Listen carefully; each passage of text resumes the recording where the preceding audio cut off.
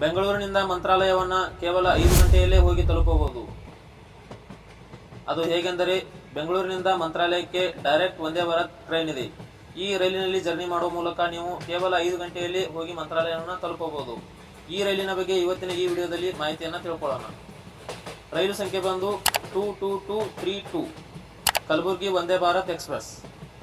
ಈ ರೈಲು ಬೆಂಗಳೂರಿನ SMET ನಿಲ್ದಾಣದಿಂದ ಗುರುವಾರ ಹೊರತುಪಡಿಸಿ ಉಳಿದ 6 ದಿನ ಮಧ್ಯಾಹ್ನ 2 ಗಂಟೆ 40 ನಿಮಿಷಕ್ಕೆ ಹೊರಟು ಯಲಹಂಕ, ಶ್ರೀ ಸತ್ಯಸಾಯಿ ಪ್ರಶಾಂತಿ ನಿಲಯ, ಅನಂತಪುರ, ಗುಂತಕಲ್ ಮಾರ್ಗವಾಗಿ ಅದೇ ದಿನ ಸಂಜೆ 7 ಗಂಟೆ 48 ನಿಮಿಷಕ್ಕೆ ಮಂತ್ರಾಲಯ ರೋಡ್ ನಿಲ್ದಾಣವನ್ನು ತಲುಪುತ್ತದೆ. ಈ ರೈಲು ಬೆಂಗಳೂರಿನಿಂದ ಮಂತ್ರಾಲಯದವರೆಗಿನ ಒಟ್ಟು 386 ಕಿಲೋಮೀಟರ್ ಜರ್ನಿಯನ್ನು 5 ಗಂಟೆ 8 ನಿಮಿಷದಲ್ಲಿ ಪೂರ್ಣಗೊಳಿಸುತ್ತದೆ. ಇನ್ನು ಈ ರೈಲಿನ ಟಿಕೆಟ್ ದರ ಎಷ್ಟಿದೆ ಅಂತ ನೋಡೋದಾದ್ರೆ AC ಚೇರ್ ಕಾರ್ 990 ರೂಪಾಯಿ ಇನ್ಕ್ಲೂಡ್ ಫುಡ್ ಇರುತ್ತದೆ.